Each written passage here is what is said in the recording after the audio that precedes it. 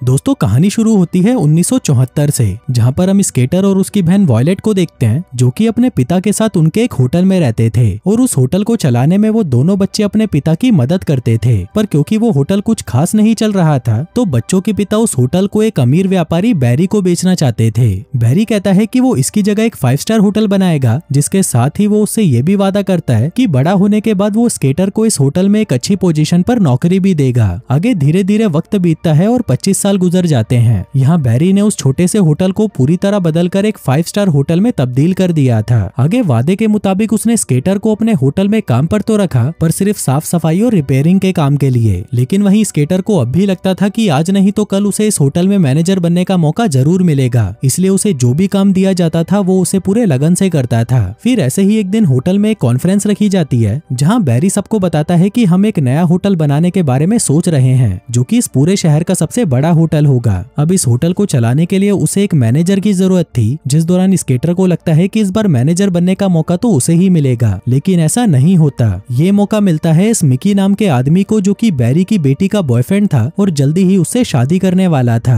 अब इस बात से स्केटर को बहुत दुख होता है कि बैरी उसके पिता से किया हुआ वादा भूल चुका है। आगे स्केटर अपनी बहन वॉयलेट से मिलने जाता है, जिसके 2 बच्चे थे और उसका पति उसे छोड़कर जा चुका था, जिसके साथ ही वो जिस स्कूल में प्रिंसिपल की नौकरी करती थी वो स्कूल भी बंद होने वाला था। इसलिए वो एक जॉब इंटरव्यू के लिए दूसरे शहर जा रही थी, जिस दौरान वो स्केटर से कहती है कि दिन में तो मेरी दोस्त जिल मेरे बच्चों का ख्याल रख लेगी, बस रात में उनको तुम संभाल लेना, क्योंकि रात में उसको नाइट स्कूल में पढ़ने जाना होता है। आगे दिन में जिल आकर बच्चों की देखभाल करती है और फिर उसके जाने के बाद रात को जब स्केटर बच्चों को देखने आता है, तभी वो बच्चे उसे कहते हैं कि हमें पहले कहानी सुननी है, क्योंकि बिना कहानी के तो हम नहीं सोते। अब स्केटर वहाँ पर कहानियों की किताबें देखने लगता है, लेकिन जब उसे एक भी ढंग की किताब नहीं मिलती तो वो उनको अपने मन से ही कहानी सुनाने लगता है। कहता है कि एक बार की बात है, एक राज्य में एक बहुत ही होनहार योद्धा हुआ करता था, लेकिन राजा और उसके साथी उस पर विश्वास नहीं करते थे। राजा सिर्फ उसी पर विश्वास करता था जो उसकी चापलूसी करते थे और उसके आगे पीछे कुत्तों की तरह घूमते थे। दरअसल वो बच्चों को अपनी ही कहानी सुना रहा था कि किस तरह वो नए होटल को अच्छे से चला सकता था, लेकिन होटल के मालिक बैरी ने उसे एक मौका तक नहीं दिया। वो मौका उसने मिकी को दे दिया, जो उसकी चापलूसी करता था, उसके आगे पीछे घूमता था और उसकी बेटी का नौकर मंगेतर बन चुका था। फिर कहानी की एंडिंग में स्केटर कहता है कि वो होनहार योद्धा इस सबसे परेशान हो जाता है और अपने आप को मगरमच्छों के हवाले कर देता है। लेकिन इस कहानी की एंडिंग उन बच्चों को बिल्कुल भी अच्छी नहीं लगती, तो वो उसे कहते हैं कि इस कहानी की एंडिंग ऐसी होनी चाहिए कि वो राजा उस योद्धा को एक मौका दे देता है, जो सुनकर वहाँ के सभी लोग खुशी से नाचने लगते हैं और तभी वहाँ पर कैंडी की बरसात होने लगती है। लेकिन स्केटर को ये हैप्पी एंडिंग पसंद नहीं आती, तो वो उन्हें कहता है कि ये कैसी एंडिंग है। इस पर बच्चे कहते हैं कि ये कहानी हमारी है तो हम इसे कैसे भी बदल सकते हैं। फिर अगली सुबह होटल से स्केटर के पास एक कॉल आती है, जिसमें उसे बताया जाता है कि होटल के मालिक का टीवी खराब हो चुका है, जिसको रिपेयर करने के लिए उसे तुरंत आना होगा। आगे स्केटर वहाँ पर अपनी बहन के बच्चों को भी ले आता है, जिसके बाद वो बैरी का टीवी रिपेयर करने उसके कमरे में जाता है। वहीं बैरी उससे अपने नए होटल के डिजाइन और थीम को डिस्कस करता है, पर तभी स्केटर उसे कहता है कि ये डिजाइन तो कोई दूसरा होटल भी इस्तेमाल कर रहा है, ऊपर से ये आइडिया भी बहुत पुराना हो चुका है। अगर हम इसे अपने होटल में इस्तेमाल करते हैं तो हमारा होटल दूसरे होटल की कॉपी लगेगा। अब ये सुनते ही बैरी का दिमाग खराब हो जाता है, तो वो तुरंत वहाँ पर मिकी को बुलाता है और उसे कहता है कि तुम्हें काम की कोई नॉलेज भी है या नहीं। जो आइडिया तुमने मुझे बताया था वो बहुत ही पुराना है और साथ ही किसी दूसरे होटल से कॉपी किया हुआ है, इसलिए स्केटर मैं तुम्हें एक मौका देता हूँ। अगर मुझे तुम्हारा आइडिया पसंद आता है तो मैं तुम्हें नए होटल का मैनेजर बना दूंगा। अब ये सुनकर मिकी को जलन होने लगती है और वो बैरी से कहता है कि सर आप ये क्या कह रहे हो, आप इस टेक्नीशियन को मैनेजर बनाओगे। इस पर बैरी कहता है कि तुम दोनों के पास मेरे जन्मदिन तक का टाइम है, मुझे जिसका भी आइडिया पसंद आएगा वही मेरे नए होटल का मैनेजर बनेगा। उधर दूसरी तरफ वॉयलेट अपने बच्चों को लेने होटल आती है और उन्हें अपने साथ घर ले जाती है। वहीं स्केटर भी नाश्ता गाता हुआ अपने घर की तरफ जा रहा था कि तभी अचानक उसकी गाड़ी बंद पड़ जाती है। अब इससे पहले वो कुछ समझ पाता, तभी आसमान से बहुत तेज कैंडी की बारिश शुरू हो जाती है, जो सिर्फ उसी पर बरस रही थी। पर तभी हम देखते हैं कि ऊपर एक कैंडी के ट्रक का एक्सीडेंट हो गया था, लेकिन स्केटर को लग रहा था कि उसकी कल रात वाली कहानी सच हो गई है, क्योंकि कहानी के हिसाब से उसके बॉस ने उसे एक मौका भी दिया है और फिर उसके ऊपर कैंडी की बरसात भी हुई है। इसलिए रात होते ही वो फिर से उन बच्चों के पास चला जाता है, वापस अपनी कहानी को सच करवाने के लिए, जहाँ इस बार कहानी में वो खुद को एक काउबॉय बताता है जो अपने लिए एक नया घोड़ा खरीदने आया है। इसी दौरान अस्तबल का मालिक उसे एक लाल कलर का घोड़ा जिसका नाम फरारी है वो उसे ऐसे ही फ्री में दे देता है और इसी के साथ वो अपनी कहानी को यहीं पर खत्म कर देता है। पर तभी बच्चा कहता है कि नहीं मामा जी, कहानी ऐसे खत्म नहीं हो सकती, बल्कि कुछ ऐसा होना चाहिए कि एक सुंदर सी लड़की जिसके पीछे कुछ गुंडे पड़ जाते हैं, पर तभी आप वहाँ पर आते हो और जैसे तैसे करके उसे बचा लेते हो, जिसके बाद अब उस लड़की को उसके घर छोड़ने जाते हो। तभी वो लड़की आपको उसकी जान बचाने के बदले में कुछ देना चाहती है, लेकिन आप उसे मना कर देते हो और कहते हो कि अगर मुझे कुछ देना ही है तो $100 मिलियन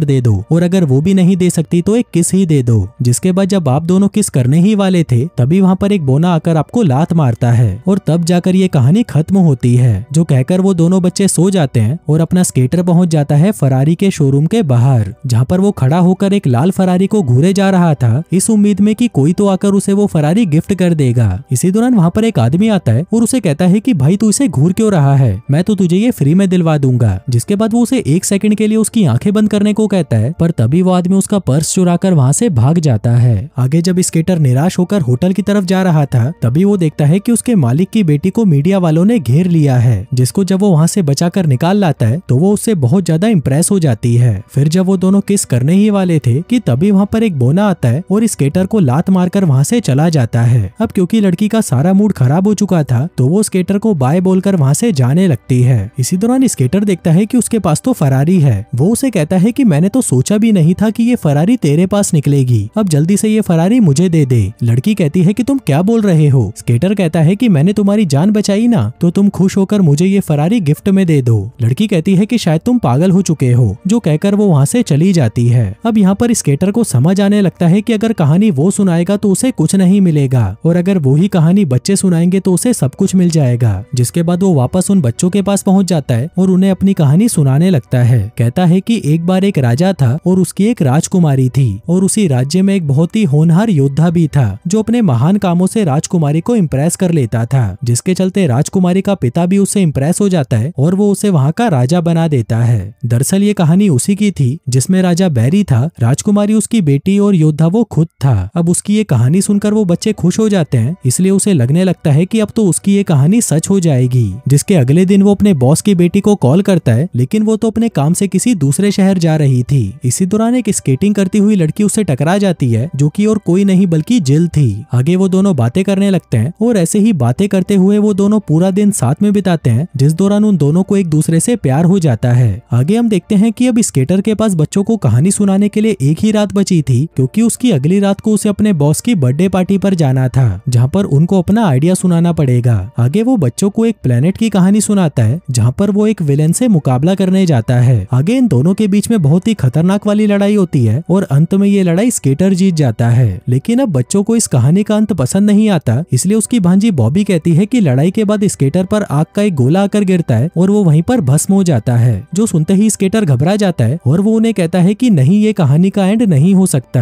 लेकिन वो बच्चे उसकी एक नहीं सुनते और चद्दर तानकर सो जाते हैं। फिर अगली रात वो अपने बॉस की बर्थडे पार्टी में जाता है, जहाँ पर चारों तरफ आग ही आग थी, जिसको देखकर स्केटर बहुत ज्यादा घबरा जाता है। फिर थोड़ी देर बाद उन दोनों की प्रेजेंटेशन देने का टाइम भी आ जाता है। पहली बारी मिकी की होती है, जो उन सभी को गाना गाकर अपनी प्रेजेंटेशन सुनाता है, लेकिन उसका ये आइडिया किसी को भी पसंद नहीं आता। इसके बाद स्केटर की बारी आती है और वो सभी से कहता है कि पिछले हफ्ते मेरे भांजा भांजी इस होटल में रहने आए थे, जहाँ पर उनको सब कुछ नया सा लग रहा था और उनको यहाँ पर घर जैसी कोई फीलिंग नहीं आ रही थी। इसलिए हमें एक ऐसा होटल बनाना चाहिए जो हमें घर वाली फीलिंग दे, जहाँ पर हम जब तक रहना चाहें तब तक रह सकें, और इसी वजह से हमारे क्लाइंट भी ज्यादा दिनों तक यहाँ पर रुक पाएंगे और हमारा प्रॉफिट भी ज्यादा होगा। अब क्योंकि ऐसा होटल उनके शहर में दूसरा और कोई नहीं था, तो बैरी को उसका ये आइडिया बहुत पसंद आता है और वो उसे अपने नए होटल का मैनेजर बना देता है। इसके बाद बैरी के केक काटने की बारी आती है, जो कि किसी ज्वालामुखी की तरह बना हुआ था और उसमें से आग निकल रही थी। अब ये देखकर स्केटर बहुत घबरा जाता है और वो उस आग को बुझाने में लग जाता है। वहीं ये सब देखकर बैरी को बहुत गुस्सा आता है और वो स्केटर को उसी समय फायर कर देता है। अब फायर शब्द सुनते ही स्केटर को समझ आता है कि ये फायर आग वाला नहीं था, बल्कि उसको नौकरी से निकालने वाला फायर था। फिर अगले दिन उसे पता चलता है कि जहाँ पर बैरी अपना नया होटल बनाने वाला है, वहाँ पर एक स्कूल है जहाँ पर उसके भांजा भांजी पढ़ते हैं। इसी दौरान उसे जिल मिलती है, जो कि उससे बहुत नाराज थी, क्योंकि उसे लग रहा था कि स्कूल की जगह होटल बनाने का आइडिया बैरी को उसी ने ही दिया है। उधर दूसरी तरफ बैरी शहर के कमिश्नर से कुछ बातचीत करने जाता है, जिस दौरान जिल उसे मिलती है और वो उसे स्कूल तोड़ने से मना करने लगती है। लेकिन बैरी उसकी एक नहीं सुनता और कमिश्नर से मिलने उसके पास जाता है। लेकिन तभी वो देखता है कि स्केटर वहाँ पर पहले से ही मौजूद था, जो कि कमिश्नर को स्कूल ना तोड़ने के लिए मना चुका था, क्योंकि वो कमिश्नर भी उसके बचपन की दोस्त थी। आगे वो बैरी से कहती है कि हमने तुम्हारी स्कूल तोड़कर होटल बनाने की परमिशन रद्द कर दी है और होटल बनाने के लिए हमने ने एक अच्छी लोकेशन भी ढूंढ ली है जो कि बीच के पास है। अब ये आइडिया बैरी को बहुत अच्छा लगता है और वो स्केटर को गले से लगा लेता है, जिसके बाद वो उनसे कहता है कि मिकी कुछ ही देर में स्कूल को ब्लास्ट करने वाला है, जिसको रोकने के लिए वो उसके पास कॉल भी करता है, लेकिन मिकी जानबूझकर उसका कॉल नहीं उठाता। तभी स्केटर जिल को लेकर तेजी से स्कूल की तरफ बढ़ने लगता है। आगे वो स्कूल की फेंसिंग तोड़कर अंदर आता है और मिकी की छाती पर एक लात की देता है, जिससे वो दूर जाकर गिरता है। अब अपने स्केटर की बहादुरी से जिल बहुत ज्यादा इंप्रेस हो जाती है और उसे पकड़कर किस करने लगती है। इसके बाद हम देखते हैं कि आगे स्केटर अपने पिता के नाम पर खुद का एक होटल बनाता है, जहाँ पर वो मिकी को एक वेटर की नौकरी देता है। दूसरी तरफ होटल का कारोबार छोड़कर बैरी मेडिकल बिजनेस में चला जाता है। वहीं उसकी बेटी एक वेटर को सेट करके उससे शादी कर लेती है। अब उस भाई के लिए तो क्या ही बोलें, उसकी तो जिंदगी बन चुकी थी। वहीं स्केटर भी जिल से शादी कर लेता है और सभी साथ में खुशी खुशी रहने लगते हैं। और दोस्तों, इसी के साथ ही ये कहानी यहीं खत्म हो जाती है।